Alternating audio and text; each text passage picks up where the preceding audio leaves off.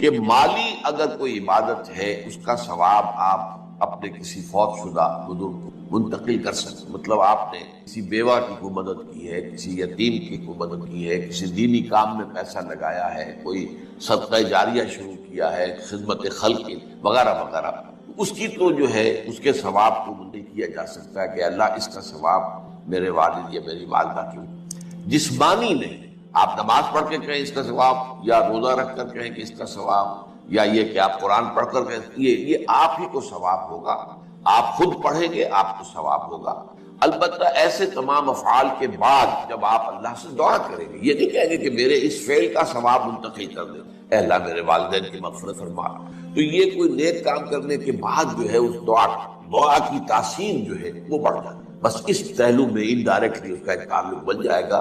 ورنہ یہ کہ وہ اس طریقے سے بچوں کو بلانا اور پڑھانا اور یہ جو ہے سوئم میں کرنا اور قرآن خوانی کی محفل، یہ سب بدعات ہیں اور یہ در حقیقت دین میں اضافے ہیں اور ان کی کوئی حقیقت. دیکھیے انسانی زندگی کے یہ 3 دور ہیں: حیات دنیاوی جو ہماری پیدائش سے شروع ہو کر اور ہماری موت پر، پھر حیات برزخی موت سے لے کر قیامت کے دن تک، اور پھر حیات اخروی ہے قیامت میں ریزوریکشن کے بعد سے زندگی جو ہے جو جنت یا دوزخ. اس میں ان دونوں زندگیوں کے بارے میں تفصیل سے کوئی بات کرنا بالکل غلط ہے اور اس سے فتنے پیدا. ظاہر بات ہے کہ قبر، جسم تو قبر میں رہتا ہے، اس میں تو کوئی شک ہی نہیں. روح کہاں جاتی ہے؟ کیا وہ بھی قبر ہی میں رہتی ہے یا کہیں اور چلی جاتی ہے؟ قرآن مجید میں سجین اور اعلیٰ علیین کا ذکر موجود ہے، لیکن یہ تمام چیزیں متشابہات میں سے ہیں. یہ تمام چیزیں قرآن مجید میں سورہ آل عمران کے شروع میں بیان کیا گیا ہے کہ ہم نے یہ کتاب اتاری ہے،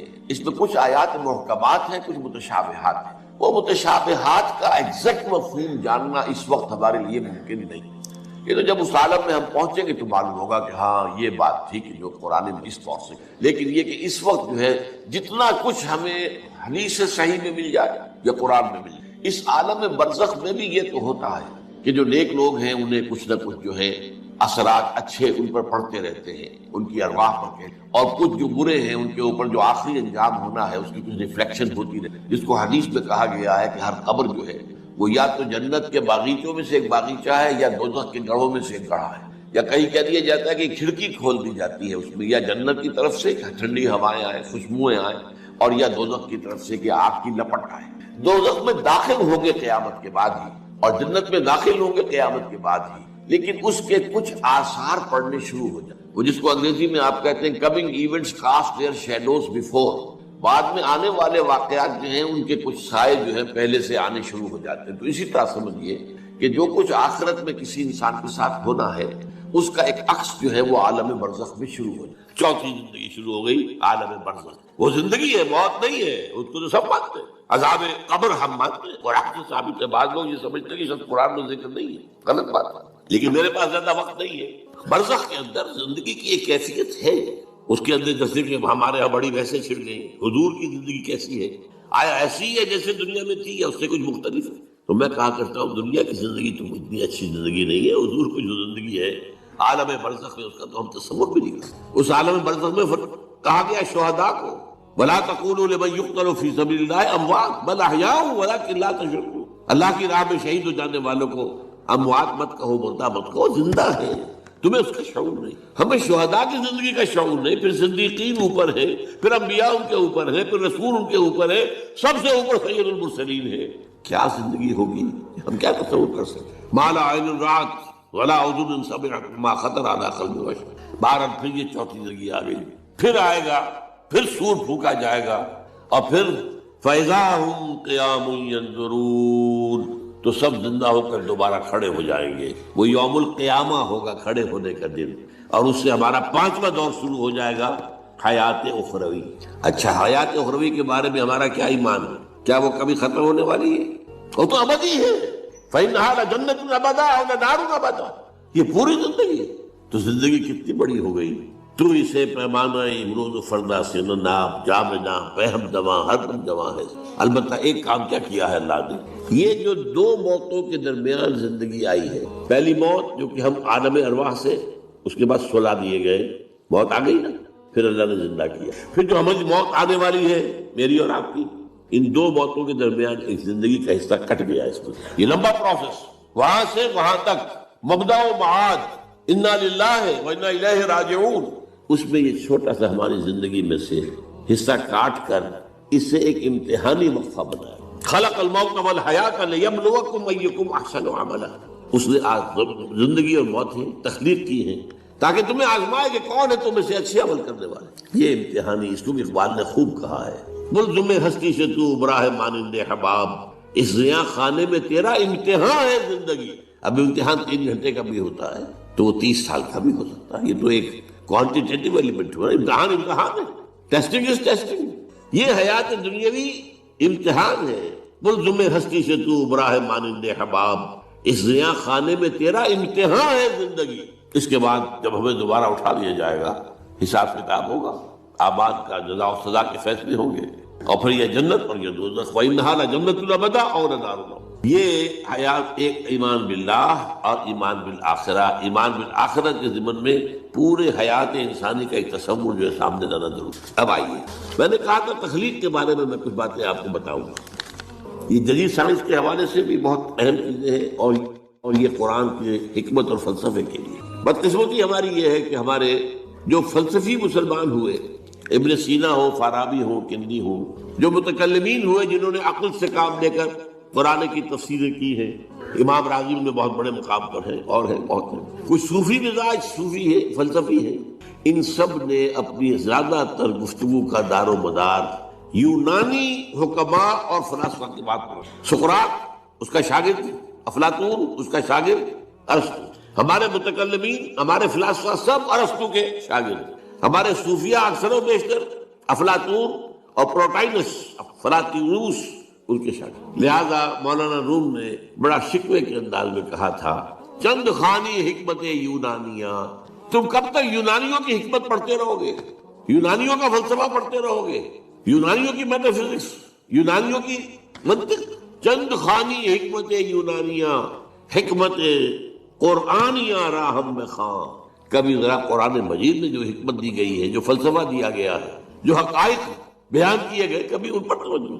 اللہ تعالیٰ توفیق دے. میری دلی آرزو ہوگی کہ آپ میں سے جو ذہین لوگ ہیں، ظاہر بات ہے کہ یہ میدان ہر شخص کا نہیں ہے. حضور صلی اللہ علیہ وسلم کا جو افرادی انفرادی سطح پر انقلاب برپا کرنے کا پروسیس ہے، 4 الفاظ ہیں اس میں ٹاپ پر آتا ہے حکمت. یتلو علیہم آیاتہ یزکیہم ویعلمہم الکتاب والحکمہ. حکمت یہ تعلیم محمدی صلی اللہ علیہ وسلم، تربیت نبوی صلی اللہ علیہ وسلم، اس کی سب سے اونچی منزل ہے تعلیم حکمت. ظاہر بات ہے کہ ہر شخص اس کا اہل نہیں ہو. یہ اللہ تعالیٰ نے ظاہر بات ہے سب کو ایک جیسا نہیں بنایا ہے. جسمانی قوتوں کے اعتبار سے بھی فرق و تفاوت ہے، ذہنی صلاحیتوں کے اعتبار سے بھی فرق و تفاوت ہے. جن لوگوں کے اندر یہ فلسفہ اور حکمت کا ذوق ہو وہ اس معاملے میں آئیں، سوچیں، پڑھیں. میری یہ چند باتیں ہو سکتا ہے کہ ان کے لیے چشم کشا ثابت. وہ کتاب اس وقت میری جو ہے ایجاد و ابداع عالم، وہ آؤٹ آف پرنٹ ہے، موجود نہیں ہے. انشاءاللہ جلدی ہی پرنٹ کروا لیں گے دوبارہ. دیکھیے تخلیق کا مرحلہ اول عالم امر ہے. اللہ کا ایک حکم کن، انما امرہ اذا اراد شیئا یقول کن فیکون. اس کن سے ایک نور پیدا ہوا ہے، ویری سٹل، لطیف، حرارت کوئی نہیں، خلق نور. یہ نور اللہ، یہ پہلی شے ہے جو پیدا ہوا. حکم ایک کن، یہ عالم امر ہے. اس نور سے پیدا کیے گئی تمام ارواح انسانیہ، تمام ملائکہ. ملائکہ کے بارے میں حدیث موجود ہے، قرآن مجید میں ذکر نہیں ہے، حدیث میں ہے. حضرت عائشہ رضی اللہ تعالی عنہا سے مسلم شریف کی روایت ہے کہ ان اللہ خلق الملائکہ من نور. یہ عالم امر ہے پہلے جو پیدا کیا، ایک نور، بسیط نور، لطیف نور. اس نور سے ارواح انسانیت، انہی میں ایک روح محمد بھی تھی نا، جس کو نور محمد بھی کہا جا سکتا. یہ لفظ جو ہمارے یہاں کہا جاتا ہے نور محمد، نور اس لیے کہ روح نورانی ہے، ملائکہ نورانی ہے. اللہ نے فرشتوں کو نور سے پیدا کیا. اچھا، اب اس تخلیق کا دوسرا مرحلہ ہے. یہ پہلی تخلیق جو میٹا فزیکل ورلڈ کی ہے، دوسری تخلیق ہے فزیکل ورلڈ. ایک اور امر کن، اور اس سے ایک بگ بینگ، یہاں سے سائنس شروع. اس لیے کہ وہ جو پہلا معاملہ ہے وہ سائنس کے دائرے سے باہر کا ہے. ارواح ہو، ملائکہ ہو، کچھ سائنس کے دائرے سے باہر. وہ عالم امر ہے. یہ عالم خلق شروع ہوا ہے اب. اور عالم خلق اور عالم امر میں ایک بڑا بنیادی فرق جان لیجئے. عالم امر میں اللہ کے کسی حکم کے تعمیل میں کوئی لمحہ صرف نہیں ہوتا. کن فیکون، کن فیکون، نو ٹائم ایلیمنٹ. یہی وجہ ہے فرشتے کو عرش سے زمین تک آنے میں کوئی وقت نہیں لگتا، روح کو بھی کوئی وقت نہیں. یہ بیانڈ دس فزیکل ورلڈ ہے. تو میٹا فزیکل ورلڈ کا سے تعلق ہے، یہ عالم امر سے ہے. امر میں وقت نہیں لگے گا قطعاً، خلق میں وقت لگے گا لازماً. آم کی گٹھلی ہے، آم کا پودا بننے میں 5-6 سال لگ جائیں گے. رحم مادر میں حمل ٹھہر گیا ہے، بچے کے پورے بننے میں 9 مہینے لگیں گے، ٹائم لگے گا. اٹس خلق. قرآن کہتا ہے ہم نے آسمان زمین 6 دن میں پیدا کیے، ٹائم لگا کہ نہیں لگا. تو یہ امر ہے وہ پہلا، جس میں کہ کیا ہے 3 چیزیں. اللہ کا نور جو بہت لطیف ہے، وہ خزانہ ہے، اسی سے بنی ارواح انسان کی، اس سے بڑے فرشتے. اور چوتھی چیز نوٹ کیجئے، وحی بھی عالم امر سے متعلق ہے، اس لیے کہ وہ ایک کمیونیکیشن ہے بٹوین روح انسانی یا روح نبوی اور روح القدس. جبرائیل کون ہے؟ فرشتہ. روح محمدی یہ بھی نوری، وہ بھی نوری. یہ ان دونوں کا کمیونیکیشن ہے وہی. لہذا اس کا تعلق بھی عالم خلق سے نہیں ہے، عالم امر. بہت پیارا شعر کہیں کہا ہے، کس کیفیت میں کہا ہے میں نہیں سمجھ سکتا. نغمہ وہی ہے نغمہ کی جس کو روح سنے اور روح سنے. روح محمدی نے سنا ہے، اس کان سے نہیں سنا حضور نے. یہ نوٹ کر دیجئے، کبھی پڑھیے حقیقت وہی نامی کتاب مولانا سعید احمد اکبر آبادی کی. وہی کی حقیقت کیا ہے؟ وہی براہ راست قلب پر جاتی، اس کان کے واسطے سے نہیں جاتی. یہ کان عالم خلق کا ہے، قلب عالم امر کی شے، روح کا مسکن ہے. وہاں روح ہے، روح محمدی. فَإِنَّهُ نَزَّلَهُ عَلَىٰ قَلْبِكَ. بزرگ حضرت علی حجویری کی قبر پر تشریف لائے، خلاف شریعت قبر پر چلا کشی کی اور قبر کی پوجا پاٹ کر کے جاتے جاتے شرکیہ شعر گنج بخش فیض عالم مظہر نور خدا کہہ گئے.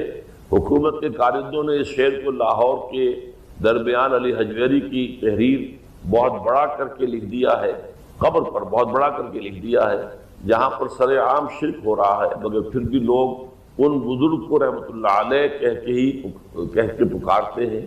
آپ بھی ان بزرگوں کے کرتوتوں کے متعلق لوگوں کو بتانے کو تیار نہیں ہیں. وجہ بیان کریں. شکریہ. محمد ادریس صاحب، واچ میکر، ٹیمپل روڈ. دیکھیے اصل میں ایک مسئلہ یہ ہے کہ آیا ارواح کے ذریعے سے کوئی فیض روحانی حاصل کیا جا سکتا ہے یا نہیں. یہ ایک علمی مسئلہ ہے. ارواح کے وجود سے تو انکار کوئی نہیں کر سکتا. اب حضور نے ابھی ہم نے ذکر کیا بیت المقدس جب شب معراج میں گئے تھے تو بیت المقدس میں تمام انبیاء کو نماز پڑھائی. وہ کیا تھے؟ وہ انبیاء کی ارواح تھی نا. تو ارواح جو ہے وہ تو در حقیقت جا شاہ ولی اللہ دہلوی کہتے ہیں، وہ تو بڑے موحد ہیں الحمدللہ، محدث، اور وہ کہتے ہیں کہ کچھ نیک بندوں کی جو ارواح ہوتی ان کو اللہ تعالیٰ ان کے انتقال کے بعد فرشتوں میں شامل کر دیتا ہے. تو جیسے اللہ تعالیٰ کے احکام کی تنفیذ فرشتے کرتے ہیں ایسے وہ بھی کرتے ہیں. اب یہ ہے علمی باتیں. تو آیا کسی کی روح سے کوئی فیض حاصل کیا جا سکتا ہے یا نہیں؟ یہ وہ ہے جو ہمارے ہاں اختلافی مسئلہ ہے. ایک یہ ہے کہ کسی کی روح کو پکار کر اس سے مدد مانگی جائے، یہ ہے جلی شرک. آپ کو اس کی اجازت نہیں ہے. وَلَا تَدْعُوا مَعَ اللَّهِ أَحَدًا. اللہ کے سوا کسی کو نہیں پکار سکتے. حالانکہ ہمیں معلوم ہے فرشتے تو ہیں نا، 2 فرشتے تو میرے ساتھ ہر وقت موجود ہیں. اب ظاہر بات ہے کہ میں ان سے یہ نہیں کہہ سکتا میرا یہ کام کر دو یا تم میری یہ مشکل دفع کر دو. یہ میں کہوں گا تو یہ شرک ہو جائے گا. میں تو اللہ سے دعا کروں گا اللہ تعالیٰ کسی فرشتے کو بھیج کر میری ضرورت پوری کر دے، کسی انسان فوت شدہ کی روح کو بھیج کر میرا کام اس سے کروا دے، یا کسی ذریعے کے بغیر از خود کر دے. یہ اللہ کی مرضی ہے، اللہ کا اختیار ہے. لیکن مجھے پکارنے کی اجازت نہیں. دعا صرف اللہ کے لیے. البتہ یہ ہے کہ آیا کسی کی روح، اب جیسے کہ قرآن میں آیا ہے اسی بیت المقدس کے بارے میں، الذی بارکنا حولہ، جس کے ماحول کو ہم نے مبارک کیا ہے. اب کس لیے مبارک ہو گیا؟ جیسے اور زمین دنیا کی ہوتی ہے ایسی زمین جو ہے وہ بیت المقدس کے علاقے کی زمین بھی ہے. مبارکنا حولہ سے مراد کیا؟ زرخیزی ہے ادھر، تو اس سے کہیں زیادہ زرخیز خطے دنیا کے اندر موجود ہے. آج آپ جائیے اور اپنے ملک کے اندر ہی اگر آپ مردان وغیرہ کے علاقے کو دیکھیں تو کیا آپ کے واقعہ یہ کہ انسان خوش ہو جاتا ہے دیکھ کر کس قدر زرخیز زمینیں ہیں، کیا ہریاول ہے. وہ تو اس طرح کی ہریاول جو ہے وہ تو بیت المقدس کے ارد گرد موجود نہیں ہے. لیکن یہی بات کہی گئی ہے کہ چونکہ یہ بے شمار انبیاء کا مدفن ہے، یہاں پر دفن ہے بے شمار نبی اللہ، حضرت ابراہیم سے لے کر شروع ہو کر اور پھر سارے انبیاء جو تھے بنی اسرائیل کے جو آئے ہیں سب سے وہی تو مدفون ہے نا. اس لیے یہ کہ ان کی وجہ سے اس ماحول کو کہا گیا وہ بڑا بابرکت ماحول ہے. اس حوالے سے کوئی ایک اختلافی بات ہو سکتی، اسے کھلم کھلا شرک نہیں کہنا چاہیے، بلکہ یہ کہ اس میں آپ اختلاف کریں کہ اس میں کوئی چلہ کشی کرنا. چلہ کشی کسے کہتے ہیں؟ یعنی اس قبر کے قریب جا کر عبادت کریں. عبادت اللہ کی ہوگی. اب آپ کو معلوم ہے کہ آپ حرم میں جا کے نماز پڑھتے ہیں، 1000 نمازوں کا ثواب آپ کو مل جاتا ہے. نماز تو آپ اللہ کی پڑھ رہے ہیں، یہاں بھی پڑھتے ہیں وہاں بھی پڑھتے ہیں، لیکن اس جگہ کی مناسبت سے اس کی کوئی خاص کیفیت ہے جس کے لیے کہ ہمارے پاس حدیث موجود ہے. مسجد نبوی میں جا کے نماز پڑھتے ہیں تو 50,000 نمازوں کا ثواب مل جاتا ہے. مسجد اقصی میں 25,000 نمازوں کا ثواب مل جاتا ہے. تو یہ جگہ کے حوالے سے کوئی چیز کے اندر فرق ہو جانا، جیسے اوقات میں بھی فرق ہوتا ہے. لیلۃ القدر یہ بھی تو ایک رات ہی ہے نا جیسی اور راتیں ہوتی ہیں، لیکن اس کی ایک قدر و قیمت ہے، اس کے ایک اجر و ثواب کا معاملہ جو ہے وہ عام راتوں کی طرح نہیں ہے. اسی طرح کا معاملہ ہو جاتا ہے. اس حد تک معاملے کو رکھیں اور اس سے آگے فتویٰ بازی نہ کریں تو مناسب ہے. باقی اپنے ذوق کے مطابق آپ کہیں کہ نہیں ایسا نہیں کرنا چاہیے، ایسا نہیں کہنا چاہیے، وہ اپنی جگہ پر ہے، لیکن اس کے اوپر اس طرح کے سخت فتوے نہ لگائیے. اپنے دل کو کشادہ رکھیے. نماز جمعہ کے لیے جب اذان دی جائے فَاسْعَوْا إِلَىٰ ذِكْرِ اللَّهِ، لفظی ترجمہ تو ہوگا تو پھر دوڑ پڑو اللہ کے ذکر کی طرف. صحیح کے معنی دوڑنا، لیکن یہ کہ چونکہ حضور نے صلی اللہ علیہ وسلم دوڑنے سے منع کیا، لہذا لپکو یعنی ہمتاً متوجہ ہو جاؤ.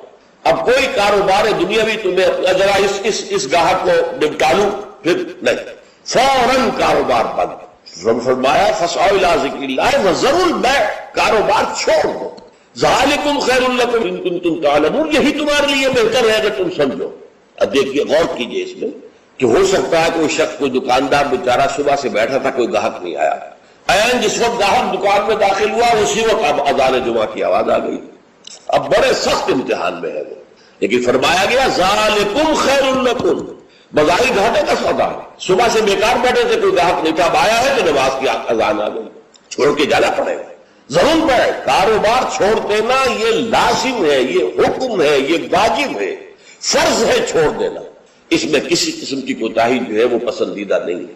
تو جمعے کی اہمیت کے لیے ایک طرف تو قرآن مجید کے یہ الفاظ یا ایھا الذین آمنوا اذا نودی للصلاۃ من یوم الجمعۃ فاسعوا الی ذکر اللہ وذروا البیع ذالکم خیر لکم ان کنتم تعلمون، اور اس کے ساتھ جمع کیجئے وہ احادیث جو میں آپ کو سنا چکا.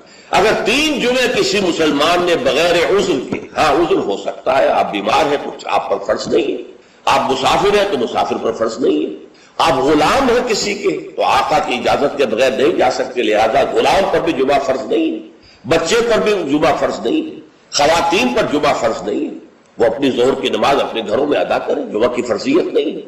لیکن جس پر جمعہ فرض ہے اور پھر وہ صرف تہاوناً، کسل مندی یا اس کی اہمیت کو نہ سمجھتے ہوئے وہ اگر جمعے مسلسل 3 ترک کر دے گا تو طبع اللہ علی قلوبہم بھی آ گیا اور ختم اللہ علی لیختمن اللہ علی قلبہ، اللہ تعالیٰ اس کے دل کے اوپر مہر کر دے. اچھا اس میں اب جو نوٹ کرنے کی بات ہے وہ یہ ہے، جمعے کو جمعہ بنانے والی شے خطبہ جمعہ ہے.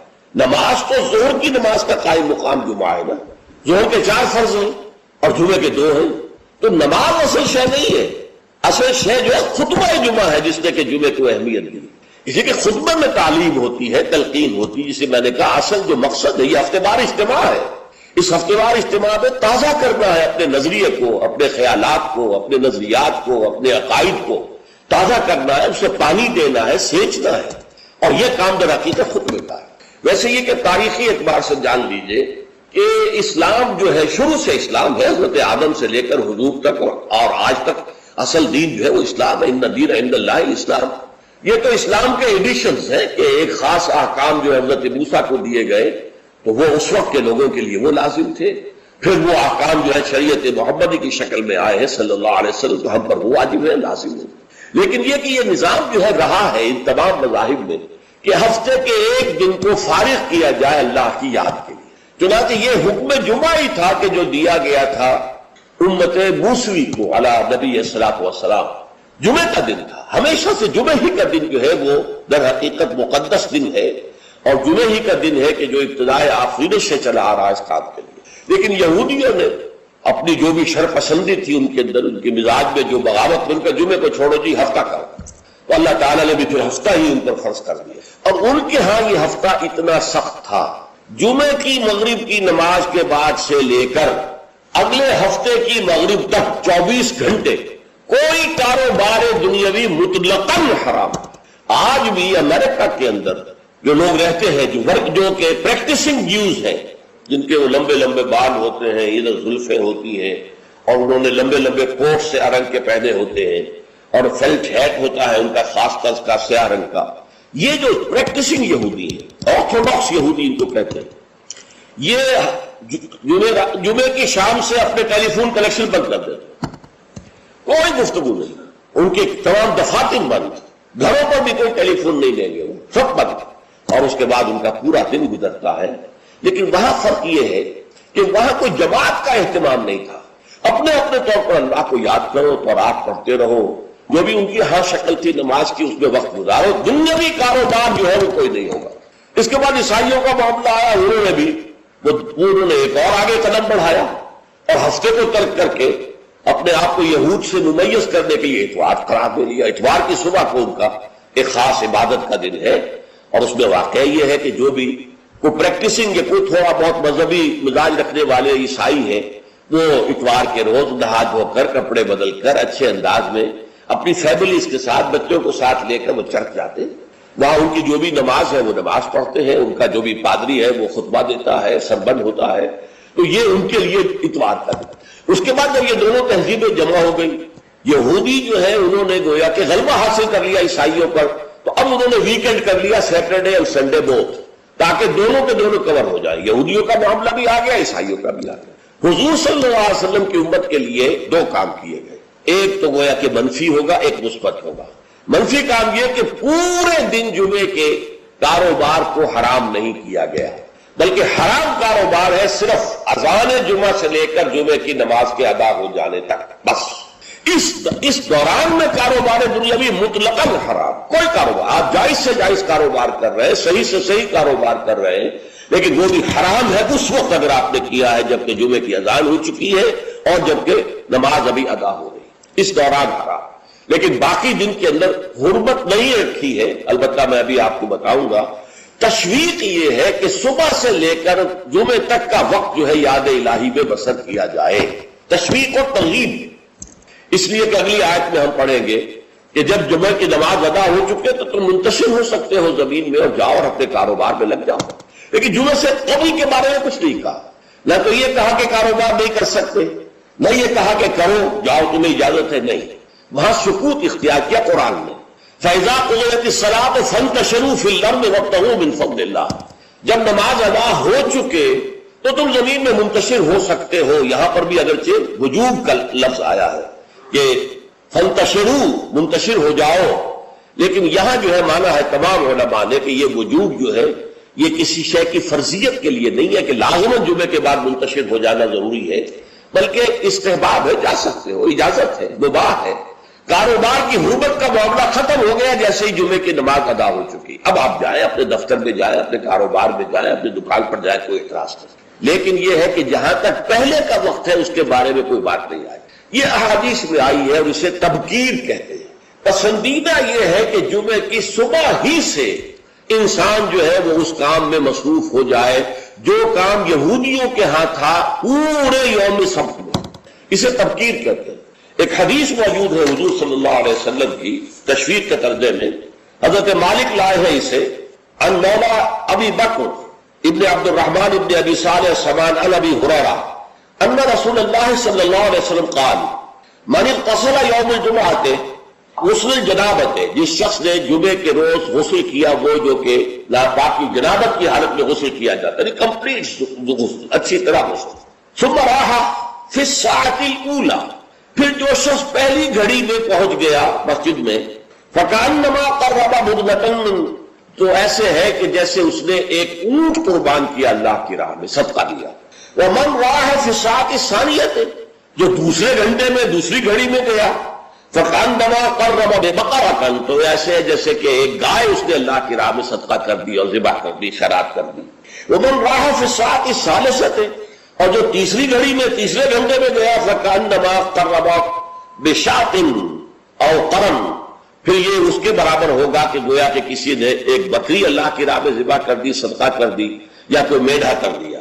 ومن راح فی الساعۃ السابعۃ، اور جو گیا چوتھے گھنٹے میں، چوتھی گھڑی میں، فکانما قرب دجاجۃ، تو یہ اس کے برابر ہے کہ گویا کہ اس نے ایک مرغی جو ہے اللہ کی راہ میں دے دی، خیرات کر دی. ومن راح فی الساعۃ الخامسۃ، اور جو پانچویں ساعت میں گیا فکانما قرب بیضۃ، تو وہ ایسے ہے گویا کہ اس نے ایک انڈا اللہ کی راہ میں خیرات کر دیا.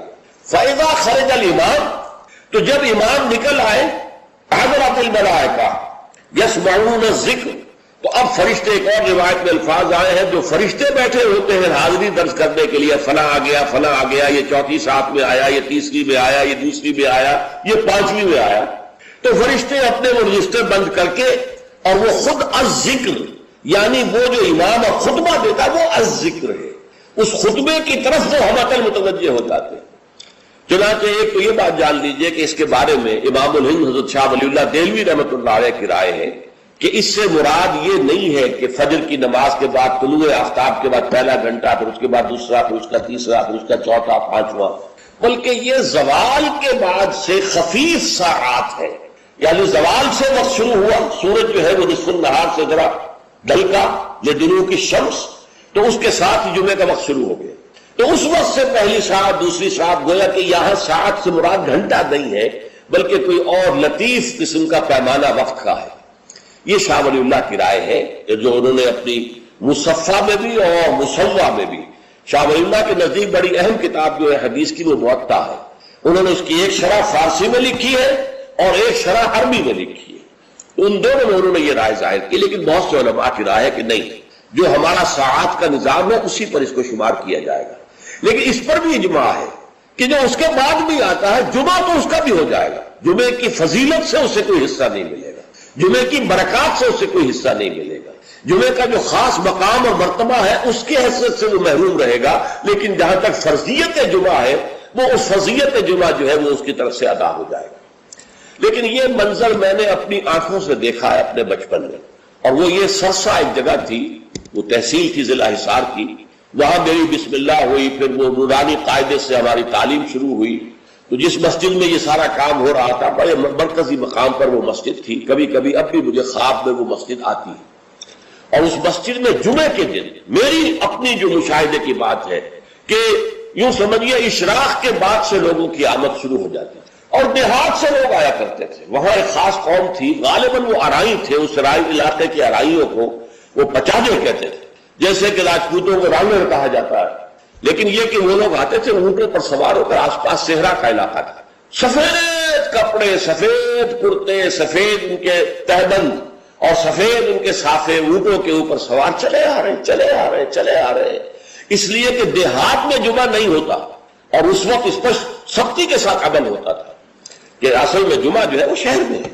تو وہ آتے تھے اور مسجد جو ہے وہ بس صبح ہی سے بھر جاتی تھی. کہیں ایک جگہ کوئی شخص کھڑا واز کہہ رہا ہے، کچھ لوگ اس کے گرد جمع ہے، کہیں کوئی شخص بیٹھے ہوئے قرآن خود ہی پڑھ رہا ہے، کوئی نوافل پڑھ رہا ہے. یہ نقشہ میں نے اپنی آنکھ سے دیکھا ہے، بچپن کا یہ نقشہ. اب وہ معاملہ ختم ہو گیا، بالکل ختم ہو گیا. اب تو بھاگ دوڑ کر کے جو ہے وہ لوگ جمعے میں پہنچتے بھی اس وقت ہے جبکہ وہ عربی کا خطبہ شروع ہونے والا ہو. اس لیے کہ عام طور پر تقریروں کے اندر کوئی خاص مواد ہوتا نہیں ہے، یا فرقے واریت کی تبلیغ ہو رہی ہوتی ہے، یا سیاسی مسائل کے اوپر دھواں دار تقریریں ہوتی ہیں. لوگوں کو ان سے دلچسپی نہیں. تو فرض ادا کرنے کے لیے بس وہ جب خطبے کی اذان کا وقت ہوتا ہے تو اس وقت وہ پہنچ جاتے ہیں، نماز ادا ہوئی اور روانہ ہو گئے. اللہ اللہ خیر سے اللہ. میں سب سے پہلے آداب جمعہ اس کے عنوان سے عرض کر رہا ہوں کہ جمعے کے روز غسل واجب ہے تقریباً علی کل محتلم. یہ حضور کے الفاظ یہ ہیں، غسل الجمعہ کے واجب علی کل محتلم. جو بھی بالغ ہو چکا ہے مرد، عورت پر تو ظاہر بات ہے کہ جمعہ فرض ہے ہی نہیں، جیسا کہ میں عرض کر چکا ہوں، اس کے لیے جمعے کا غسل واجب ہے. اور اندازہ یہ ہوتا ہے، میں یقین سے تو نہیں کہہ سکتا، کہ جیسے ہی جمعے کے لیے روانگی ہو اس وقت غسل کیا جائے. پھر حضور نے یہ بھی فرمایا ہے کہ اچھے کپڑے پہن کر جاؤ، دھلے ہوئے کپڑے پہن کر جاؤ. آپ نے فرمایا کہ کیا تم میں سے کسی شخص کے لیے یہ ممکن نہیں ہے کہ اپنے جو محنت کے کپڑے ہوتے ہیں، محنت یعنی کہ مشقت کرتا ہے، ایک لوہار بیٹھا ہوا ہے اور وہ بھٹی کے سامنے بیٹھ کر کام کر رہا ہے، پسینے آئیں گے اسے، کپڑوں میں بدبو ہو جائے گی پسینے کی، پھر اس کے اوپر سیاہ داغ پڑے ہوں گے، میلے ہوں گے.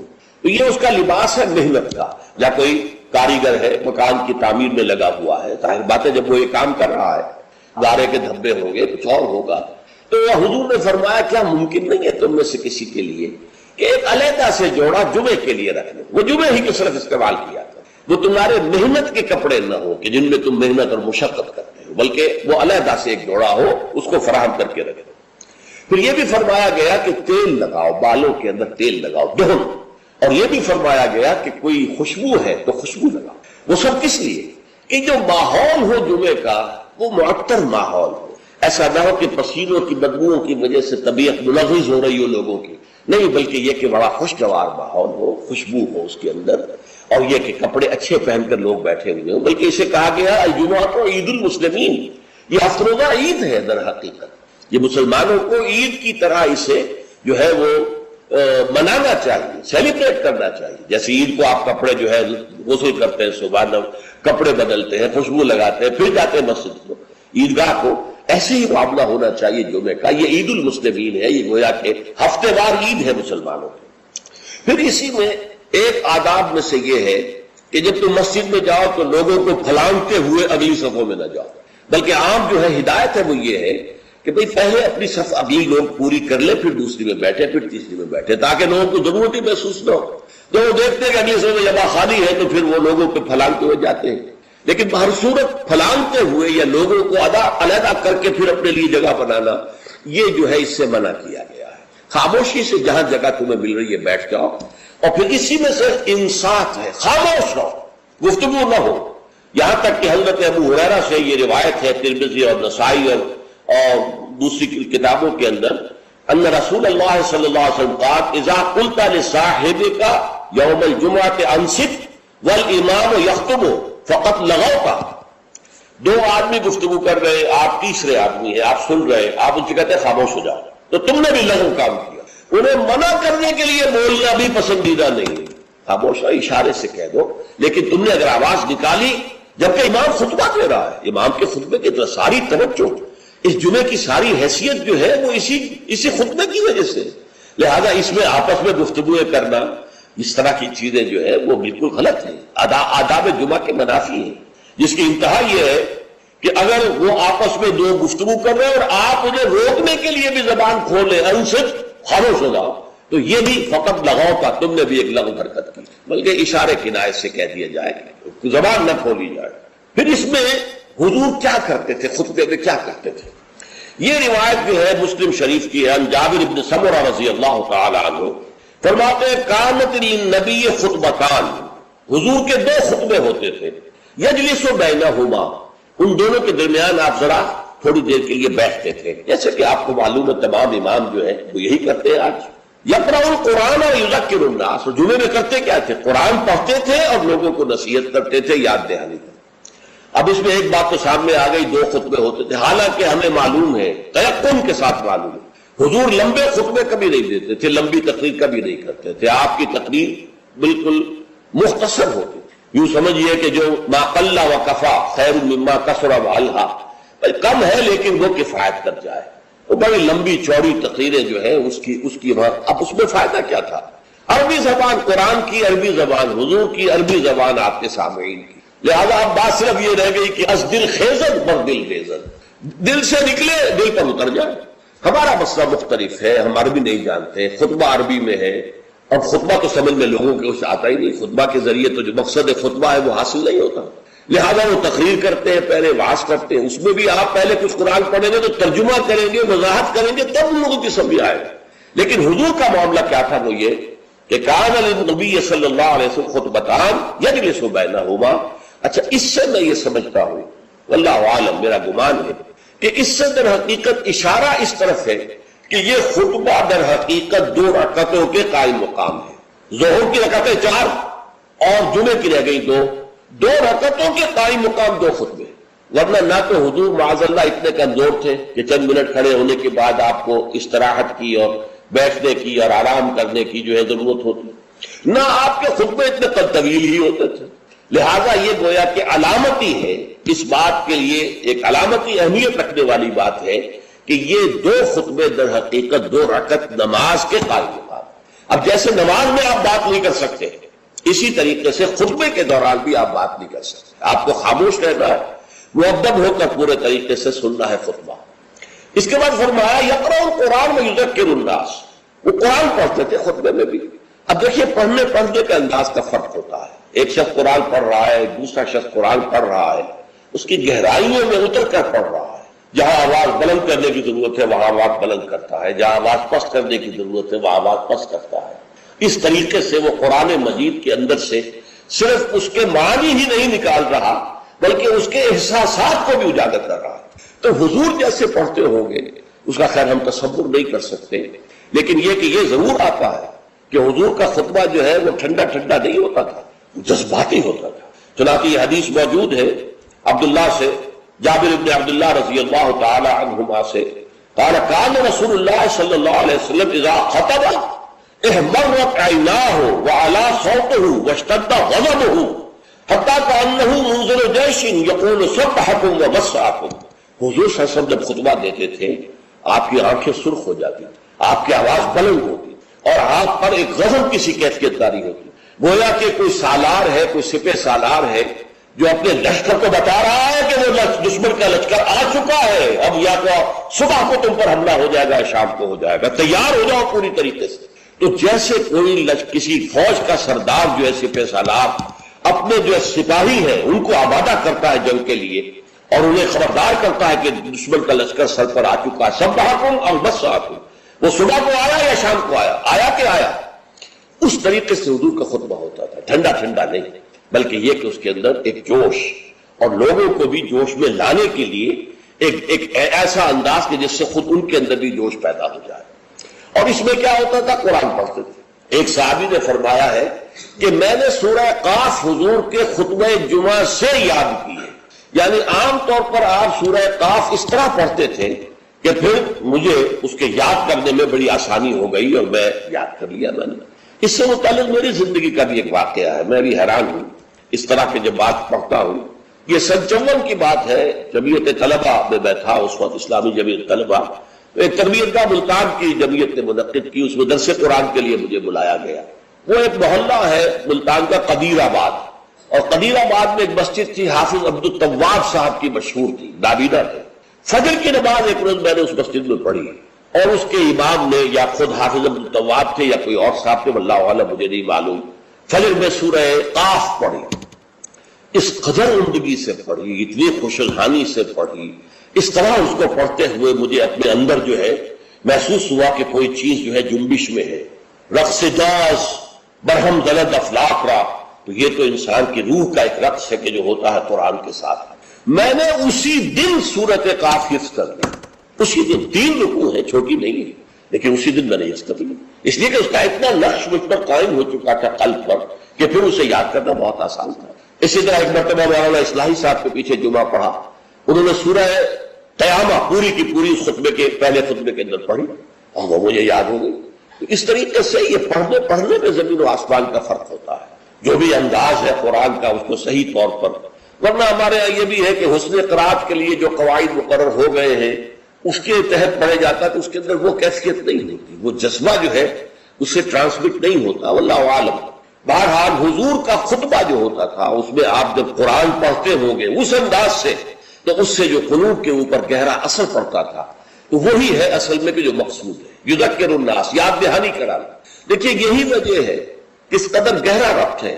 جمعے کی 2 رکعتوں میں سے ایک میں سورۃ الاعلیٰ، سبح اسم ربک الاعلیٰ، دوسری میں پھر هل اتاک حدیث الغاشیہ، سورہ غاشیہ۔ کیوں؟ اس لیے کہ دونوں میں تذکیر کا حکم ہے، تذکیر، فذکر ان نفعت الذکریٰ سیذکر من یخشی ویتجنبها الاشقی۔ اے نبی آپ تذکیر کرتے رہیے، آپ تذکیر کرتے رہیے، اور وہ تذکیر جو ہے وہ مفید ہو جائے گی ان لوگوں کے لیے جن کے اندر کچھ بھی ربق ہے ایمان کی، اس تذکیر سے ان کا ایمان تازہ ہو جائے گا اور ان کے اندر جو ہے وہ ایمانی جذبات و کیفیات جو ہے وہ اثر نو پوری بہار پر آ جائے۔ اسی طریقے سے فذکر، سورہ غاشیہ میں فرمایا فذکر انما انت مذکر لست علیہم بمسیطر، اے نبی آپ یاد دہانی کرائیے، اور آپ جو ہے ان کے اوپر کوئی ٹھیکیدار تو نہیں ہے، ان کے اوپر آپ کوئی ذمہ دار نہیں بنا دیے گئے، کوئی داروغہ نہیں بنا دیے گئے کہ لازماً آپ انہیں ہدایت پر لے آئے، لیکن یاد دہانی کرائیے، شاید ان کے دل کے اندر سوئی ہوئی روح جو ہے وہ بیدار ہو جائے اور وہ روح جو ہے وہ رقص میں آ جائے قرآن مجید کو سن کر۔ تو یہ تذکیر کا حکم دونوں میں ہے، اور وہی دو صورتیں ہیں جو حضور پڑھتے تھے۔ کبھی تو پڑھتے تھے فجر میں، یہ فجر میں عام طور پر سورہ سجدہ پہلی رکعت میں اور سورۃ الدہر دوسری رکعت میں، لیکن نماز جمعہ میں عام طور پر سورۃ الاعلیٰ اور سورۃ الغاشیہ۔ تو کیا آپ کرتے تھے؟ یذکر الناس، لوگوں کو یاد دہانی کرتے تھے۔ تو یہ ہے جمعے کے آداب کے ضمن میں، اور جمعے کا جو مقصد ہے جو معلوم ہوا حضور صلی اللہ علیہ وسلم کے آپ کے عمل مبارک سے، کہ یہ تذکیر ہے۔ تذکیر کسے کہتے ہیں؟ یاد دہانی۔ اور آپ کو اپنا مقصد زندگی دوبارہ یاد ہو جائے، تازہ ہو جائے۔ ہمارے لیے مقصود اللہ کی رضا ہے، دنیا کی کوئی شے مقصود نہیں ہے، مطلوب نہیں ہے۔ دنیا بس ضرورت کی شے ہے، برتنے کی شے ہے۔ زندگی اور جان کا رشتہ قائم رکھنے کے لیے جو ضروری ہے وہ ہمیں حاصل کرنا ہے، لیکن یہ کہ اس سے زیادہ نہیں۔ مطلوب لا مطلوب الا اللہ، لا مقصود الا اللہ، لا محبوب الا اللہ۔ مطلوب و مقصود و محبوب حقیقی اللہ کے سوا۔ پھر یہ کہ ہمارا فرض ہے اللہ کے لیے جہاد کرنا، جانے دینا، اپنا مال خرچ کرنا، اس کی صلاحیت جو ہے پیدا کرنا اپنے اندر، یہ ہمارے اوپر فرض ہے، لازم ہے۔ یہ دونوں چیزیں تازہ ہوتی رہیں۔ اگر کہیں کوئی گردہ غبار آ گیا ہے ماحول کے اثرات سے، یہ دھندلا سا گیا ہے اگر آئینہ دل، تو اسے پھر صاف اور شفاف کر دیجئے جمعے کے خطبے کے ذریعے سے۔ تو یہ گویا کہ وہ اسلامی انقلابی جماعت جس کو حزب اللہ کہا گیا قرآن مجید میں، تو یہ حزب اللہ کا ہفتے وار اجتماع ہے۔ اس ہفتے وار اجتماع میں حزب اللہ اپنے بنیادی فکر کو تازہ کرتی اور اس کے ضمن میں مزید تعلیم اور تربیت کا جو نظام ہے حضور کا، اس کا ایک تسلسل ہے کہ جو جاری رہتا ہے۔ اچھا، اب یہاں فرمایا فَإِذَا قُضِيَتِ الصَّلَاةُ فَانتَشِرُوا فِي الْأَرْضِ۔ اب اس سے بھی ایک لطیفہ ہے میری زندگی کا بڑا عجیب۔ میں جب بلڈومری میں تھا، شاہیوال جو کہلاتا ہے، تو وہاں ہمارے محلے ہی میں رہتے تھے ایک صاحب جو بڑے کٹر پرویزی تھے، اور پرویز صاحب کا موقف یہ ہے کہ صلاۃ کے معنی ہے معاشرہ قائم کرو، اسلامی معاشرہ۔ یہ نماز کو انہوں نے خامخواہ صلاۃ کہہ دیا ہے۔ اچھا، وہ آدمی تھے بہت نیک، وہ سول انجینئر تھے، اور وہ جو کمیٹی ہوتی ہے جو میونسپل کمیٹی، تو وہ میونسپل انجینئر تھے اور بہت نیک تھے، اور شہرا تھا ان کا کہ وہ بہت ہی یعنی رشوت وغیرہ سے بالکل بری ہے۔ تو میرے دل میں بھی ان کی عزت تھی، لیکن یہ کہ بہرحال اختلاف تھا کہ وہ پرویزی تھے۔ ایک جگہ گفتگو ہو رہی تھی تو انہوں نے بڑے چیلنجنگ انداز میں مجھ سے کہا، اچھا مجھے کوئی ایک آیت قرآن کی بتا دو کہ جس میں صلاۃ کا ترجمہ معاشرہ نہ کیا جا سکے۔ پہلے تو میں مرعوب سا ہو گیا کہ جس قدر تیقن کے ساتھ انہوں نے بات کی ہے، شاید واقعی قرآن میں ایسی کوئی آیت نہ ہو کہ جس کا ترجمہ جو ہے، جہاں پر ترجمہ صلاۃ کا جو ہے وہ معاشرہ نہ کیا جا سکے۔ لیکن بجلی سے کون اللہ کی طرف سے میرے دماغ میں، اور یہ آیت سامنے آ گئی، فَإِذَا قُضِيَتِ الصَّلَاةُ فَانتَشِرُوا فِي الْأَرْضِ۔ اب یہاں معاشرہ مانی لیں گے تو معاشرے کو تلپٹ کر کے ختم کر کے پھر منتشر ہو جاؤ، فساد پیدا کرو، یہ اس کے معنی ہے۔ مجھے آج تک یاد ہے، میں نے کہا یہاں تو نماز، یہ فَإِذَا قُضِيَتِ الصَّلَاةُ، جب پوری ہو چکے نماز یا پورا ہو چکے صلاۃ، یا تو کوئی عمل جو ہے وہ ہو سکتا ہے کہ جو ختم ہو جائے۔ معاشرہ مراد لیں گے تو مطلب معاشرے کو ختم کر دو، تلپٹ کر دو، قیاس کر دو۔ کوئی جواب نہیں تھا ان کے پاس۔ میں نے کہا شریف آدمی تھے، یہ نہیں کہ خام خواہ کو الجھے، بالکل خاموش ہو۔ تو یہ ہے فَإِذَا قُضِيَتِ الصَّلَاةُ، جب نماز ادا ہو جائے، فَانتَشِرُوا فِي الْأَرْضِ، تو زمین میں منتشر ہو سکتے ہو، لازم نہیں۔ بہت سے نیک مسلمانوں کو میں نے دیکھا ہے جمعے کے بعد سے عصر تک بیٹھے رہتے ہیں مسجد کے اندر، اللہ کی یاد ہے۔ تو یہ نہیں ہے کہ حکم ہے، وہ حکم کی خلاف ورزی کرنا نہیں۔ ہاں جا سکتے ہو، کہ جاؤ، تمہارا کاروبار ہے، تمہاری دکان ہے، کوئی تمہارا دفتر ہے، اس میں جانا ہے جاؤ۔ فَانتَشِرُوا فِي الْأَرْضِ وَابْتَغُوا مِنْ فَضْلِ اللَّهِ، اللہ کا فضل تلاش کرو۔ اب یہاں یہ بہت اہم مقام ہے کہ مراد ہے رزق، لیکن رزق کو اللہ کا فضل قرار دیا جا رہا ہے۔ اس کو سمجھ لیجئے، یہ اسلام کا جو معاشی فلسفہ ہے، اس کے جو فلسفیانہ اصول ہیں، ان میں سے ایک اصول یہ ہے کہ چاہے محنت تم نے کی ہے، کھیت میں ہل تم نے چلایا ہے، بیج تم نے ڈالا ہے، اس کو سینچا تم نے ہے، پھر فصل جو ہے اس کی حفاظت تم نے کی ہے، پھر فصل کاٹی ہے، پھر تم دانے گھر لائے ہو، پھر ان کو پیسا ہے، پھر ان کی روٹی پکائی ہے، یہ سب کچھ تم نے کیا، لیکن اسے اللہ کا فضل سمجھو، اپنا کسب نہ سمجھو۔ کسب جو ہے وہ نیکی اور بدی کے لیے ہے۔ انسان نیکی کما رہا ہے، یہ اس کی۔ کیا میت کو نہلانے تک تمام آوازیں سنائی دیتی ہیں؟ کیا ہم میت کے ذریعے پہلے سے فوت شدہ عزیز کی روح کو سلام بھیج سکتے ہیں؟ نہیں، میت سے تخاطب کرنا، اس سے کوئی کام کہنا، یہ غلط ہے۔ یہ ساری چیزیں اور کوئی سنتی ہے یا نہیں سنتی ہے اس بحث میں پڑھنے کی ہمیں کوئی ضرورت نہیں. یہ ہمیں حضور نے بتایا کہ قبر پر جاؤ تو السلام علیکم یا اہل القبور کہو، یہ ہم کہیں گے، یہ حضور کا حکم ہے، اس لیے کہہ رہے ہیں. انہوں نے سنا نہیں سنا یہ وہ جانے، ہمیں اس کے اندر جو ہے کسی بھی تفصیل میں جانے کی ضرورت نہیں ہے. اسی سے در حقیقت ہمارے ہاں فرقہ واریت پیدا ہوتی ہے، ادھر رائے قائم کر لی ادھر رائے قائم کر لی، پھر ایک دوسرے کے اوپر کفر کے فتوے لگتے ہیں. تو عالم برزخ اور عالم آخرت سے متعلق جو چیزیں قرآن میں یا صحیح احادیث میں آ گئی ہوں بس اس پر اکتفا کریں، اس سے آگے نہ بڑھیں. آپ ایصال ثواب کریں. ایصال ثواب میں البتہ میری رائے جو ہے وہ یہ ہے کہ وہ صرف بدنی عبادت جو ہے میں اس کا قائل نہیں ہوں کہ آپ نماز پڑھ کے نفل پڑھ کے اس کا ثواب دے دیں یا قرآن پڑھ کے اس کا ثواب دے دیں، بلکہ یہ کہ کوئی مالی جو ہے خیرات ہو، صدقہ ہو، کسی یتیم بیوہ کی مدد ہو، وہ ایصال ثواب ہوتا ہے. بہرحال ملنے کی آپ کے اپنے اختیار میں نہیں ہے، وہ تو اللہ ہی کبھی چاہے گا تو خواب میں آپ کے والدین آپ کو مل جائیں گے. عورت چھپا کر رکھنے کی چیز ہے. ہمارے ایک نوجوان ساتھی نے ایک دفعہ مضمون لکھا تھا بڑا پیارا. انہوں نے کہا کہ قرآن مجید میں جو اشارات ہیں، حور مقصورات فی الخیام، وہ حوریں جو ہوں گی وہ خیموں کے اندر وہی رہیں گی. قصر کہتے روک دینے کو، باہر نہیں نکلتی. مقصورات حوروں کا کنہن لولو مکنون، ایسے ہوں گے کہ جیسے کہ موتی جسے چھپا کر رکھا ہے. عورت چھپا کر رکھنے کی شے ہے. المرأۃ کلھا عورت، عورت کہتے ہیں اس کو ہے جسے چھپا کر رکھا جائے. ان المرأۃ عورت فاذا خرجت، جب وہ گھر سے نکلتی ہے استشرفت شیطان، اب شیطان جو ہے اس کو طاق میں رکھتا ہے.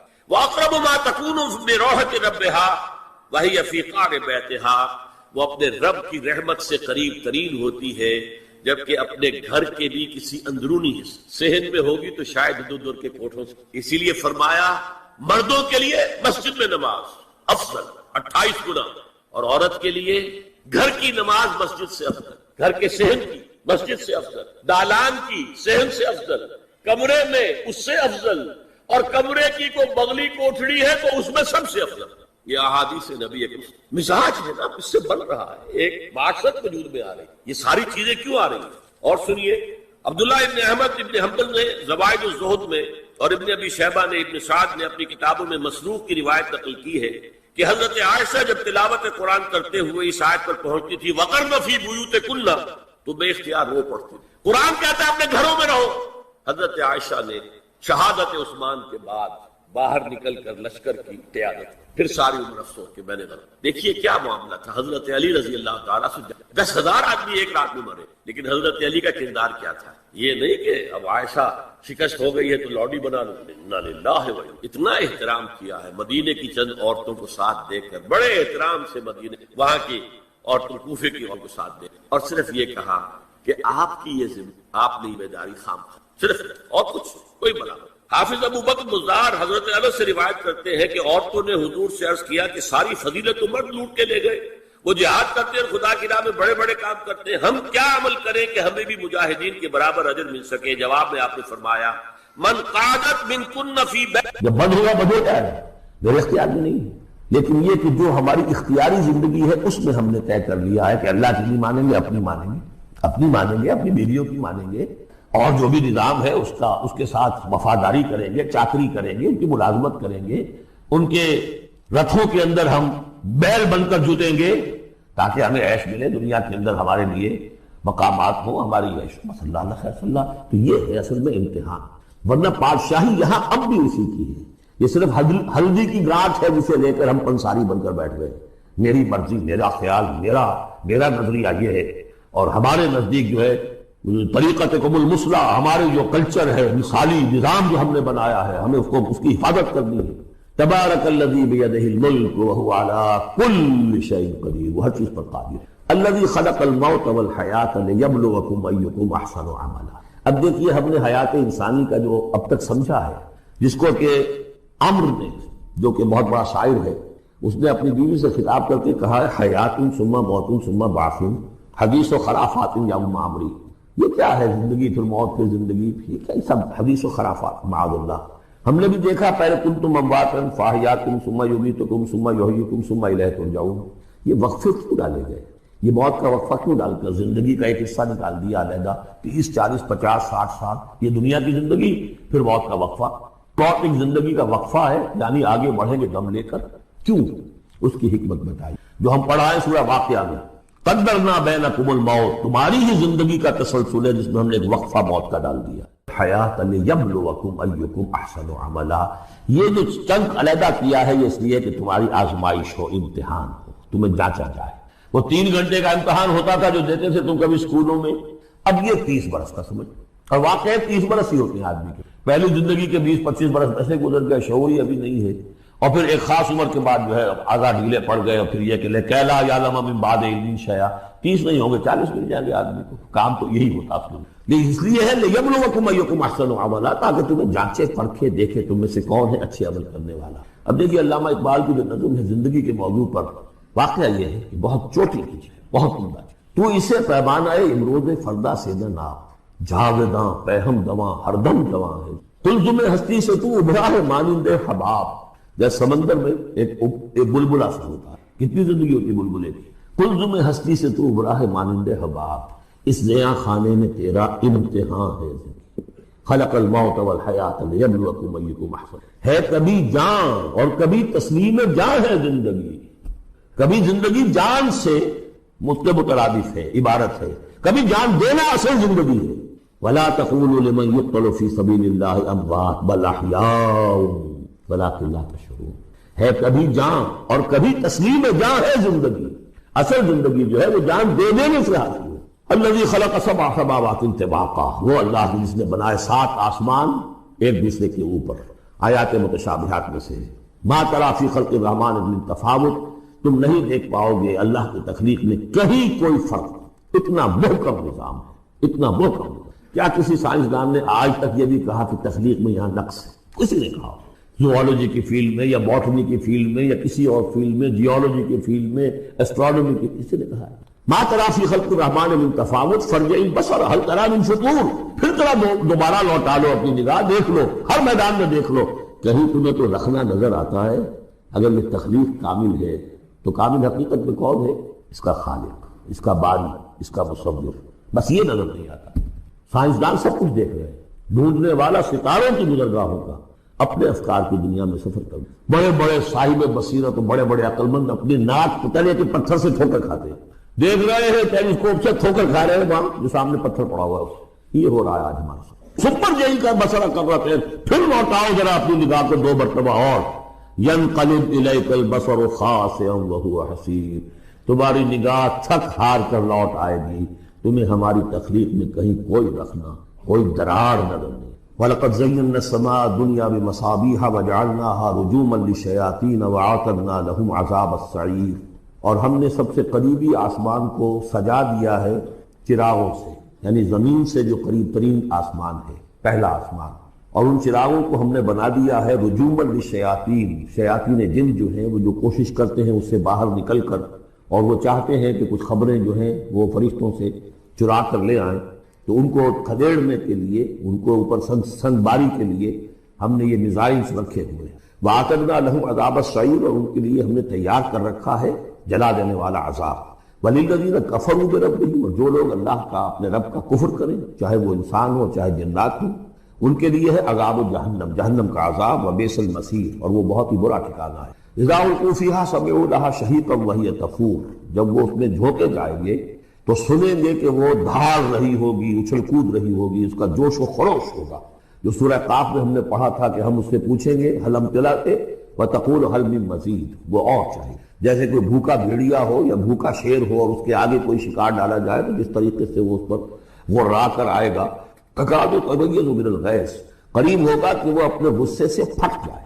کلما القی فیہا فوج، جب کبھی بھی اس میں ایک فوج ڈالی جائے گی، یعنی یہ کہ ایک قوم کے بعد دوسری، دوسری کے بعد تیسری، وہ تو ہو رہا ہے. وہم یوزعون، ان کے درجہ بندی کی جائے گی، قوموں کا علیحدہ علیحدہ حساب ہوگا. سألہم خزنتہا، تو جو جہنم کے داروغہ ہے وہ ان سے کہیں گے الم یاتکم نذیر، کیا آپ کے پاس کوئی خبردار کرنے والے نہیں آیا؟ قالوا بلا، وہ کہیں گے آیا تھا. کیوں نہیں؟ قد جاءنا نذیر، ہمارے پاس خبردار کرنے والا آیا. فکذبنا، ہم نے انہیں جھٹلا دیا تھا. وقلنا ما نزل اللہ من شیء، اور ہم نے کہا کوئی شے نہیں اتاری اللہ نے، یہ تم خامخواہ کہہ رہے ہو کہ تم پر کوئی قرآن اترا ہے یا تورات اتری ہے. ان انتم الا فی ضلال کبیر، ہم نے اس سے بھی بڑھ کر کہا کہ تم تو خود کسی گمراہی میں ہو، کھلی گمراہی میں مبتلا ہو گئے ہو، تمہیں کوئی آسیب آ گیا ہے یا کچھ اور ہو گیا. وَقَالُوا لَوْ كُنَّا نَسْمَعُ أَوْ نَعْقِلُ، اور انہوں نے کہا یا وہ کہیں گے کہ اگر ہم سنتے اور سوچتے، غور کرتے، عقل سے کام لیتے، مَا كُنَّا فِي أَصْحَابِ السَّعِيرِ، تو ہم نہ ہوتے اس جہنم والوں میں سے. فَاعْتَرَفُوا بِذَنبِهِمْ، بس انہوں نے اپنے اصل گناہ کا اعتراف کر لیا. یہ بہت اہم مقام ہے. اصل گناہ کیا تھا کہ ہم نے ان کی بات سنی نہیں، سنی تو ہم سنی کر دی، اس پر غور نہیں. اس لیے کہ ہم یہ آج پڑھ چکے ہیں ان السمع والبصر والفؤاد کل اولئک کان عنہ مسئولا. اللہ نے تمہیں یہ فیکلٹیز دی ہیں تو اس لیے کہ استعمال کرو. ہم نے بند کر کے رکھ چھوڑی. ہماری ریت ہے، ہماری آباء و اجداد کی رسمیں ہیں، ہماری برادری کے یہ رواج ہیں، ہم اتنے عرصے سے ایک جماعت میں ہیں، اس جماعت کا یہ چلن ہے، جو بھی ہے اس فرقے میں ہے، اس فرقے کا یہ معاملہ ہے.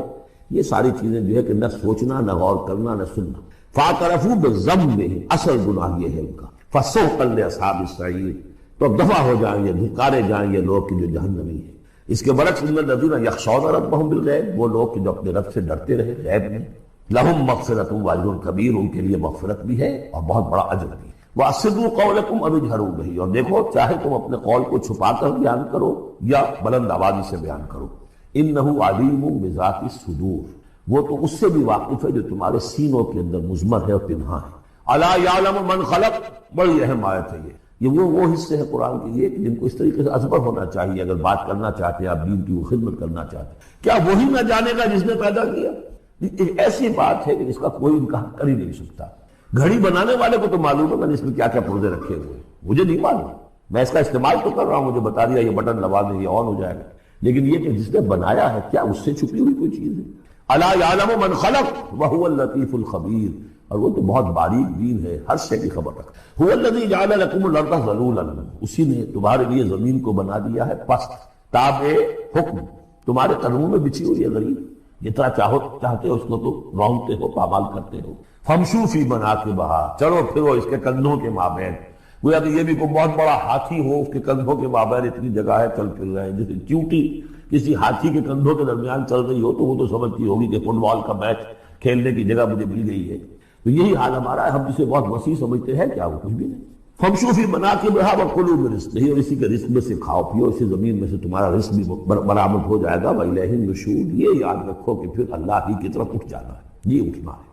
آمنتم من فی السماء ان یخسف بکم الارض فاذا ہی تمور، کیا تمہیں کوئی خوف نہیں رہا؟ بالکل تم نچرت ہو گئے ہو اس آسمان والے سے جو آسمان میں ہے کہ وہ کہیں تمہیں زمین میں خسف نہ کر دے، دھسا نہ دے. فاذا ہی تمور، جبکہ وہ لرزے، زلزلہ آئے، شق ہو جائے اور تم چلے جاؤ. ام امنتم من فی السماء ان یرسل علیکم حاصبا، کیا تمہیں کوئی ڈر نہیں رہا کہ اللہ تعالیٰ جو ہے وہ آسمان والا تم پر بھیج دے کوئی ایسا جھکڑ تیز آندھی جس میں پتھر چلے آ رہے جو بلٹس کا کام کرے اور میزائلز کا کام کرے. فستعلمون کیف نذیر، پھر تمہیں معلوم ہو جائے گا کہ میرا خبردار کرنا کیسا تھا، کیا اس کا نتیجہ تھا.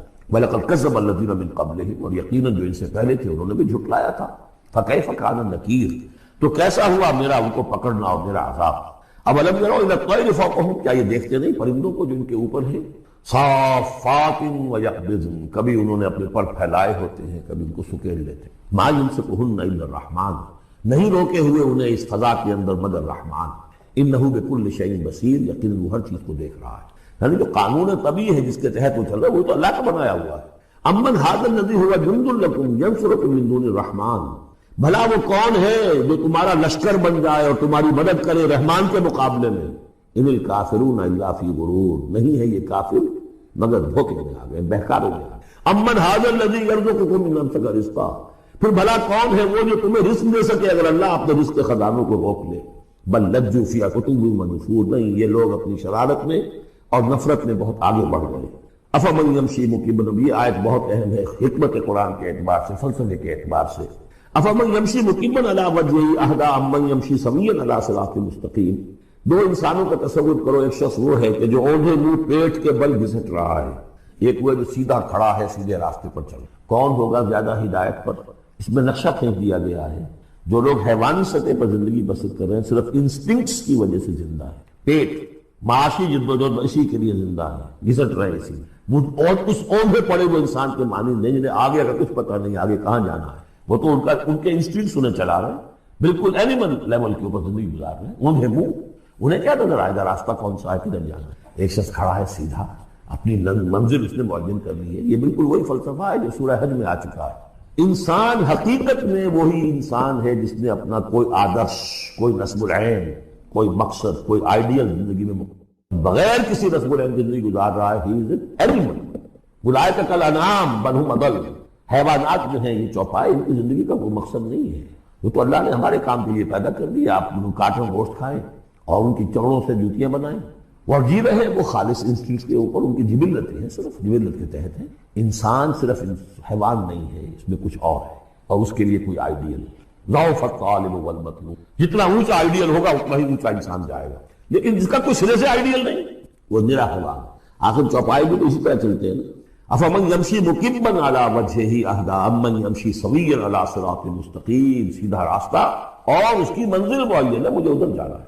دنیا میں ہماری منزل اقامت دین، حقیقت میں زندگی کی منزل آخرت، رضائے الہی کا حصول۔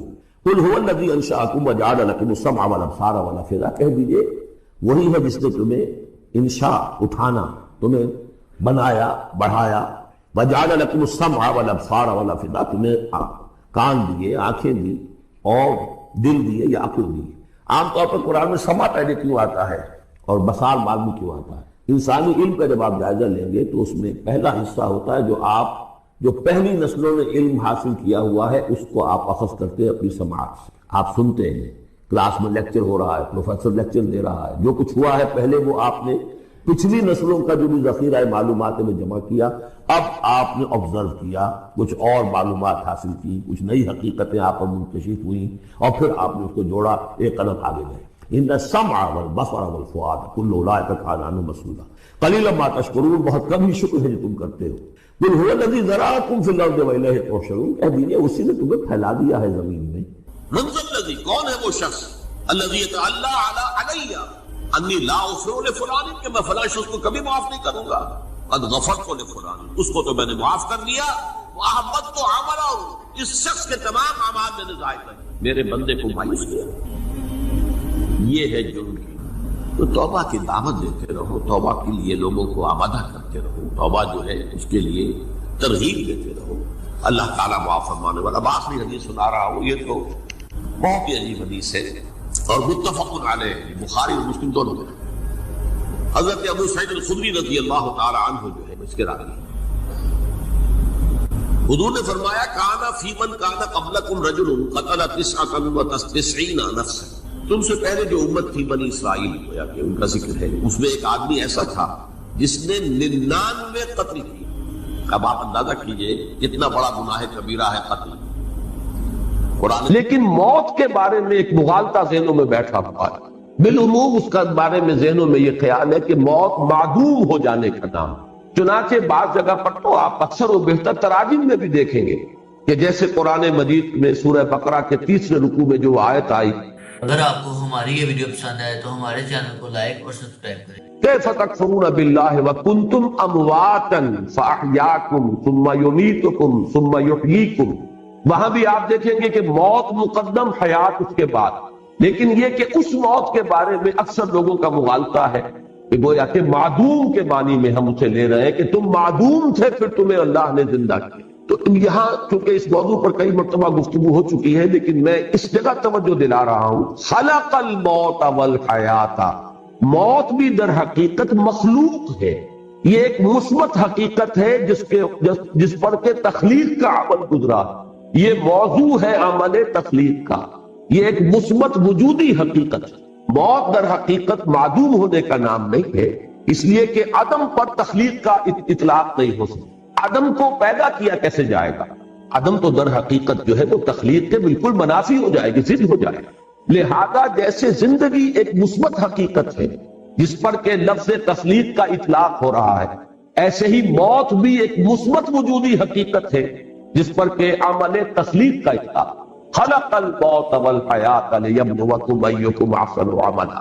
اب اس میں دیکھیے کہ جہاں تک اس موت کا تعلق ہے جو ہماری اس زندگی کے بعد آنے والی ہے، اس کے بارے میں تو ہمیں یقین کے ساتھ معلوم ہے کہ وہ معدوم ہونے کی بات نہیں، وہ تو ہمارے ایمان کے بنیادی آرٹیکل آف فیتھ جنہیں کہا جائے گا اس میں شامل ہے، اس لیے کہ موت معدوم ہونے کا نام نہیں ہے، بلکہ موت تو در حقیقت ایک کیفیت سے دوسری کیفیت کو منتقل ہونے کا نام. آخری جو بھی ہمارا اس حصہ ہے زندگی کا وہ حیات اخروی، وہ تو سب سے بڑی حقیقت ہے، سب سے بڑی زندگی ہی وہ ہے. لیکن یہ درمیانی وقفہ بھی معدوم ہونے کا نام نہیں ہے، بلکہ جیسا کہ آپ کو معلوم ہے عالم برزخ میں بھی ایک نوع کی زندگی ہے، حیات برزخی ہے. اس حیات برزخی کے اندر بھی انسان پر کیفیات وارد ہوں گی، جیسے کہ مشہور ہمارے ہاں اصطلاح ہے عذاب قبر. تو صرف عذاب قبر کا معاملہ نہیں ہے بلکہ ثواب قبر کا معاملہ بھی ہے، اس لیے کہ صحیح احادیث میں یہ موجود ہے کہ قبر جو ہے یا جنت کے باغیچوں میں سے ایک باغیچہ اور یا دوزخ کے گڑھوں میں سے ایک گڑھا. تو معلوم ہوا کہ یہ برزخ کا دور جو ہے یہ بھی معدوم ہو جانے کا نام نہیں ہے. بہرحال اس کے بعد جو اصل زندگی شروع ہوگی وہ تو ابدی زندگی ہے، اور حقیقت میں تو وہی اس قابل ہے کہ اسے زندگی قرار دیا جائے. وَإِنَّ الدَّارَ الْآخِرَةَ لَهِيَ الْحَيَوَانُ لَوْ كَانُوا يَعْلَمُونَ. یقیناً وہ پچھلا گھر اور پچھلی زندگی جو ہے اصل زندگی تو ہے ہی وہ، کاش کہ انہیں معلوم ہو. البتہ یہ جہاں تک دو حیاتیں ہیں، حیات دنیاوی، حیات اخروی، اور ان کے درمیان میں یہ حیات برزخی، یہ تو تین چیزیں وہ ہیں کہ جو قرآن مجید سے ابتدائی تعارف رکھنے والا شخص بھی جانتا اور ہر مسلمان کے وہ ایمان کے لازمی اجزاء میں شامل ہے. لیکن ایک حیات اس سے پہلے، ایک موت اس سے پہلے آ چکی. یہ در حقیقت فلسفے اور حکمت قرآنی کا ذرا غامض پہلو، مختلف مقامات پر اس کی طرف اشارات ہیں، تفاصیل اس کی آپ کو قرآن میں نہیں ملے گی، اس لیے کہ جو حکمت کے غامض مسائل ہیں انہیں قرآن مجید نے تفصیل کے ساتھ اس پر بحث نہیں کی. اس لیے کہ قرآن مجید صرف حکماء کے لیے نہیں ہے، فلاسفہ کے لیے نہیں ہے، بہت اعلیٰ عقلی صلاحیتیں رکھنے والوں کے لیے نہیں ہے، یہ عامیوں کے لیے بھی ہے، عوام کے لیے بھی ہے. لہذا اس میں زیادہ تر بحث کی گئی ہے تفصیل کے ساتھ انہی چیزوں پر کہ جو سب کے ذہن کی گرفت میں آ جائیں، سب کے علم کی سطح تک رسائی جو ہے ان چیزوں کی ہو جائے. اور باقی چیزیں جو ہیں کہ جو زیادہ غامض ہیں، دقیق ہیں، فلسفیانہ حقائق ہیں، ان کے طرف صرف اشارے، اس لیے کہ ان کو ظاہر بات ہے کہ ان سے دلچسپی رکھنے والے عقلاء اور حکماء ہوں گے، اور عاقلانہ اشارہ کافی ہے. عاقلوں کے لیے ظاہر بات ہے کہ اشارہ کافی ہے.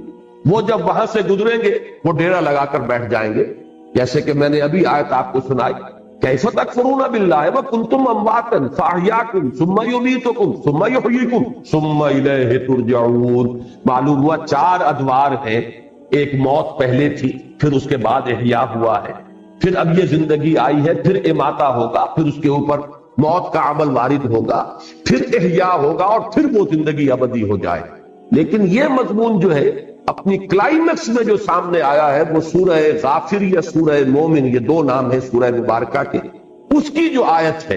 اور میں نے سن 66 میں ایک مضمون لکھا تھا حقیقت زندگی کے عنوان سے، جو پہلے ہفت روزہ الاعتصام میں چھپا، پھر میثاق میں چھپا، پھر حکمت قرآن میں چھپا. میں بار بار، چونکہ وہ میری بہت ہی محبوب تحریروں میں سے ہے، پہلی مرتبہ اس میں نے اس آیت مبارکہ کی طرف اشارہ کیا. اور مولانا عبدالغفار حسن صاحب کا مدینہ میں اس وقت تھے، مدینہ منورہ میں یونیورسٹی میں پڑھاتے تھے، وہاں سے مجھے خط آیا کہ یہ پہلی مرتبہ تم نے اشارہ کیا ہے، اور ایک بہت بڑی علمی حقیقت ہے کہ جو ہاتھ آئی ان کا وہ تحسین کا خط میں نے شائع بھی کیا تھا میثاق. وہ آیا مبارکہ جس میں صراحت کے ساتھ 2 اماتیں اور 2 احیاء، اہل جہنم کی فریاد آئی ہے ان الفاظ میں کہ وہ جہنمی اللہ تعالیٰ سے فریاد کریں گے، ربنا امتنا سنتین واحییتنا سنتین فاعترفنا بذنوبنا فہل الی خروج من سبیل.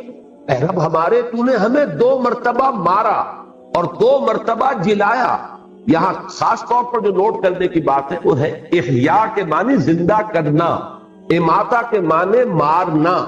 کسی شے کو مارنے کا مطلب یہ کہ پہلے وہ زندہ تھی، تب اس پر اماتہ ہوگا، اور اس کے بعد پھر وہ مردہ سے اس کو زندہ کیا جائے گا.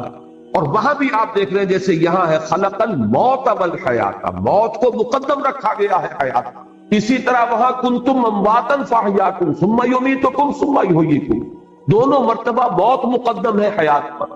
اور اسی طرح اس آیت مبارکہ میں ربنا امتنا اثنتین واحییتنا اثنتین فاعترفنا بذنوبنا فہل الی خروج من سبیل.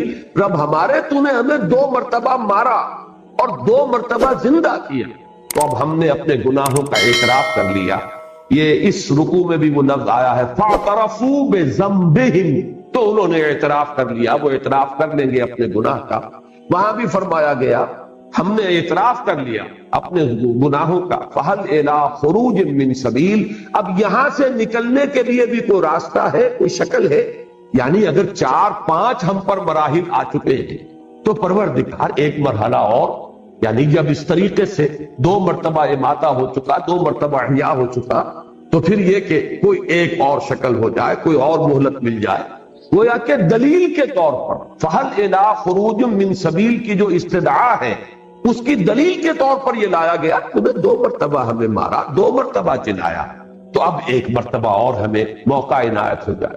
اب میں نے ابھی ایک لفظ کہا تھا، شاید آپ چونکے ہیں، کہ در حقیقت یہ 4 نہیں 5 ادوار ہیں. اس لیے کہ پہلے اماتے سے پہلے ایک زندگی ہے، تبھی تو اماتہ ہوگا. تو حیات اولا، پھر اماتہ اولا ہوا ہے، پہلی موت ہوئی ہے. پھر احیاء اولا، یہ دوسری زندگی ہوئی. پھر اماتہ ثانیہ، دوسری مرتبہ کا موت کا وارد کیا جانا. اس کے بعد احیاء ثانی ہوگا، دوسری مرتبہ کا زندہ کیا جانا، اور اس کے بعد زندگی. گویا کہ 3 زندگیوں کے مابین 2 موتیں حائل ہیں. اب نوٹ کر لیجئے اس کی بات. ثابت یہ ہوا 3 زندگیوں کے مابین وقفے ہیں 2 موتوں کے. پہلی زندگی، پھر موت، پھر زندگی، پھر موت، پھر زندگی. اب اس کو نوٹ کیجئے. میں نے پہلے بھی عرض کیا ہے لیکن بعض حضرات آج یہاں نئے ہیں. پہلی ہماری تخلیق ہوئی عالم ارواح. اس کے لیے لفظ تخلیق بھی مناسب نہیں ہے، ایجاد یا ابداع. اس لیے کہ حجت اللہ البالغہ جو بڑی مشہور، معروف اور بڑی بارکت الآراء تصنیف ہے امام الہند شاہ ولی اللہ دہلوی رحمۃ اللہ علیہ کی، اس کا ابتدائی حصہ جو ہے وہ ان کے فلسفے پر مشتمل ہے. اور پہلا باب جو ہے اس میں افعال الہی، اللہ تعالیٰ کے 3 بنیادی افعال پر بحث کی گئی. اللہ کے 3 کام بنیادی ہیں. پہلا کیا ہے؟ ابداع، یعنی عدم محض سے وجود بخشنا، یہ ابداع. دوسرا ہے خلق. خلق یہ ہے کہ کسی شے سے کوئی شے بنا دے، یہ خلق ہے. اور تیسرے تدبیر، یدبر الامر من السماء الى الارض.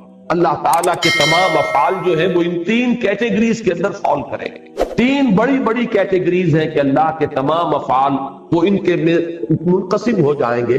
ابداع، عدم محض سے وجود بخشنا. اسی لیے میں نے کہا کہ اس کو ایجاد کہا جائے یا ابداع کہا جائے یہ صحیح لفظ ہوگا، خلق نہیں. اس لیے کہ خلق کے لفظ کا اطلاق ہوتا ہے کسی شے سے کوئی شے بنا.